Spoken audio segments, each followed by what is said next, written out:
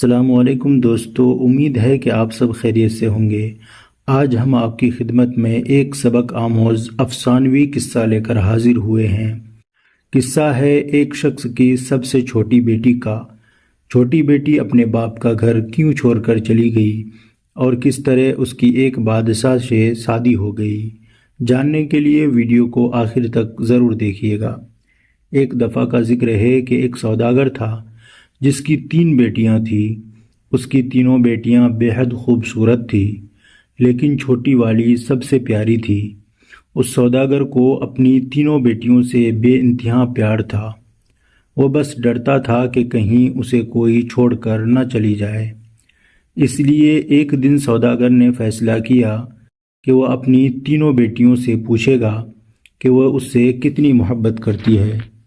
وہ یہی سوچتے ہوئے اپنی سب سے بڑی بیٹی کے پاس گیا اور پوچھا، بیٹی تم مجھ سے کتنی محبت کرتی ہو؟ بڑی بیٹی نے جواب دیا، بابا جان میں آپ سے اپنی جان سے بھی زیادہ محبت کرتی ہوں۔ باپ یہ سن کر بے حد خوش ہوا اور اپنی بیٹی کو ایک قیمتی سونے کی مالا دے دیا۔ پھر وہ اپنی دوسری بیٹی کے پاس گیا اور اس سے بھی یہی پوچھا کہ بیٹی تم مجھ سے کتنی محبت کرتی ہو؟ دوسری بیٹی نے جواب دیا، بابا میں آپ کو اس پوری دنیا میں سب سے زیادہ چاہتی ہوں۔ باپ بیٹی کی بات سن کر خوش ہوا اور اسے بہت سی سونے کی اشرفیاں دے دی گئی۔ اب سوداگر اپنی سب سے چھوٹی بیٹی کے پاس گیا، بیٹی تم مجھ سے کتنی محبت کرتی ہو؟ سب سے چھوٹی بیٹی نے جواب دیا کہ نمک کے برابر۔ بیٹی کا جواب سن کر باپ کو بہت غصہ آیا۔ نمک تو انتہائی معمولی اور سستی چیز ہے، مجھے اتنا ہی پیار کرتی ہے؟ اور پھر سوداگر نے اسے بہت ڈانٹا اور غصے میں یہ بھی کہہ دیا کہ مجھے پتا ہے کہ تم ایک دن مجھے چھوڑ کر چلی جاؤ گی، اس لیے بہتر یہ ہے کہ ابھی سے اس گھر سے چلی جاؤ۔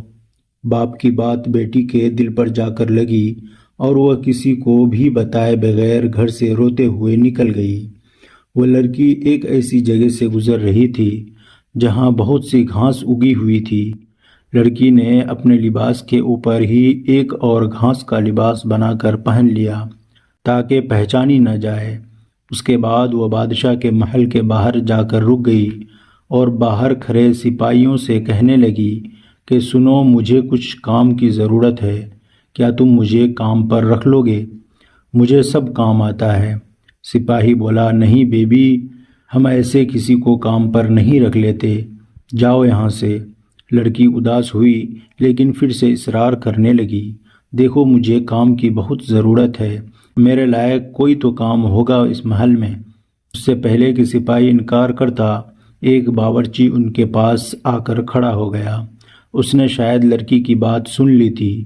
اس لڑکی پر بہت ترس آیا، اس لیے اس نے لڑکی کو اپنے ساتھ رکھ لیا، اسے سارے کام سمجھائے اور اسے اس کے سونے کی جگہ بھی دکھا دی جہاں اور بھی عورتیں تھیں۔ کسی کو اس لڑکی کا نام تو نہیں معلوم تھا، تو اس کا گھاس والا لباس دیکھ کر سب نے اس کا نام گھسیاری رکھ دیا۔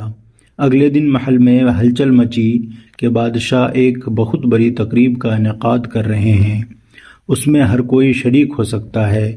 تمام ملازم عورتیں اپنے آپ کو سنوارنے میں لگ گئی۔ جب تقریب کا دن آیا تو گھسیاری نے آنے سے انکار کر دیا اور کہا کہ اس کی طبیعت ٹھیک نہیں ہے، اور پھر سب سے آرام کا کہہ کر چلے گئے۔ کچھ ہی دیر کے بعد گھسیاری اٹھی اور اپنا گھاس والا لباس اتارا اور ایک خوبصورت سی پوشاک پہن لی جو وہ اپنے ساتھ لائے تھے، اور پھر اس تقریب میں چلی گئی۔ وہ اتنی خوبصورت لگ رہی تھی کہ وہاں تمام حاضرین کی نظریں اس پر اٹھ رہی تھی۔ ہر کوئی تعجب میں تھا کہ اتنی عظیم لڑکی کون ہے۔ وہاں بادشاہ کا بیٹا بھی موجود تھا۔ اس نے جب اس حسین لڑکی کو دیکھا تو دیکھتا ہی رہ گیا، اور پھر شہزادے نے پوری تقریب اس گھسیاری کے ساتھ باتوں میں گزار دی۔ شہزادے نے کسی اور کی طرف آنکھ اٹھا کر بھی نہ دیکھا۔ پھر گھسیاری کسی کی بھی نظروں میں آئے بغیر واپس محل میں آ گئی۔ اگلے دن عورتوں نے کہا کہ تمہیں وہاں ہونا چاہیے تھا۔ کل بادشاہ کا بیٹا ایک حسینہ پر لٹو ہو گیا اور سارا وقت اسی کے ساتھ رہا۔ گھسیاری بظاہر اداسی ہوئی، ہاں کاش میں بھی وہاں ہوتا۔ کچھ دنوں کے بعد بادشاہ نے پھر سے ایک تقریب رکھی۔ اس بار بھی گھسیاری نے یہی بہانہ لگایا کہ اس کی طبیعت ٹھیک نہیں ہے، میں نہیں جا سکتی۔ لیکن سب کے جانے کے بعد اس نے پھر سے ایک عمدہ لباس پہنا اور تقریب میں چلی گئی۔ شہزادہ اسے دیکھ کر بہت خوش ہوا اور ایک قیمتی انگوٹھی اسے تحفے میں دے دی، اور پھر تقریب ختم ہونے سے پہلے ہی واپس محل میں آ گئی۔ دوسری طرف بادشاہ کا بیٹا سوداگر کی چھوٹی سی بیٹی پر فدا ہو کر رہ گیا تھا۔ اس نے فیصلہ کیا تھا کہ وہ اپنے باپ سے اس لڑکی کا ذکر ضرور کرے گا۔ اب اگلی تقریب شہزادے نے خود جان بوجھ کر رکھوائی تاکہ وہ اس لڑکی سے مل سکے، لیکن اس بار گھسیاری نہ آئی۔ شہزادہ اداس ہوا۔ بادشاہ کو گھسیاری کے بارے میں کچھ بھی معلوم نہیں تھا، اس لیے وہ پریشان ہو رہا تھا کہ اس کا پتہ کیسے اور کس طرح کیا جائے۔ ایک دن شہزادے نے محل کے ملازموں سے سابو دانہ بنانے کی فرمائش کی۔ گھسیاری کو پتہ چلا تو اس نے خود سابو دانہ بنانے کی خواہش کا اظہار کیا۔ اسے اجازت دے دی گئی۔ گھسیاری نے سابو دانہ بنانے کے بعد وہی قیمتی انگوٹھی جو شہزادے نے اسے دی تھی سابو دانے میں ڈال دی۔ اب شہزادہ میز پر بیٹھا سابو دانہ کھا رہا تھا۔ جب کھانا کھا چکا تو دیکھا کہ پیالے میں انگوٹھی پڑی ہے۔ وہ انگوٹھی پہچان گیا اور جلدی سے اپنے ملازمین کو بلوایا۔ ملازمین نے بتایا کہ یہ سابو دانہ گھسیاری نامی ملازمہ نے بنایا ہے۔ پھر گھسیاری کو بلوایا گیا۔ شہزادہ گھسیاری کو پہچان نہ سکا، لیکن جب گھسیاری نے بولنا شروع کیا تو شہزادے کو اس کی آواز سن کر یقین ہو گیا کہ یہ وہی لڑکی ہے جو اسے تقریب میں ملی تھی اور جس پر وہ دل ہار بیٹھا ہے۔ پھر گھسیاری نے اپنا سارا قصہ شہزادے کو بتایا کہ اس محل میں کس طرح وہ آ گئی۔ شہزادے نے گھسیاری کا سارا قصہ بادشاہ کو بتایا اور ان دونوں کی شادی کر دی گئی۔ شادی کے بعد ایک بہت بڑی تقریب رکھی گئی۔ اس تقریب میں صرف شہر کے بڑے بڑے سوداگر اور عہدے داروں کو بلوایا گیا۔ گھسیاری کے بابا بھی اس تقریب میں موجود تھے۔ کھانا کھانے کا وقت ہوا تو میز ہر طرح کے لذیذ کھانوں سے بھر دی گئی، لیکن جب سب نے کھانا شروع کیا تو پتہ چلا کہ کھانے میں نمک ہی نہیں ہے۔ گھسیاری کے بابا نے بادشاہ کو مخاطب کر کے کہا، اس میں تو نمک ہی نہیں ہے۔ بادشاہ ہلکا سا ہنسنے لگا، بولا، کیا ہو گیا سوداگر صاحب، صرف نمک ہی تو نہیں ہے، باقی سب کچھ تو ہے۔ یہ سن کر سوداگر کی آنکھوں سے آنسو جاری ہو گئی۔ بادشاہ نے اسے تعجب سے دیکھا اور پوچھا کہ جناب آپ رونے کیوں لگے؟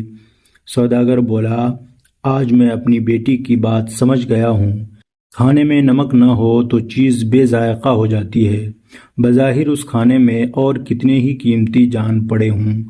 پھر سوداگر اپنا قصہ بادشاہ کو سنایا اور کہا کہ میری بیٹی مجھ سے ناراض ہو کر چلی گئی ہے۔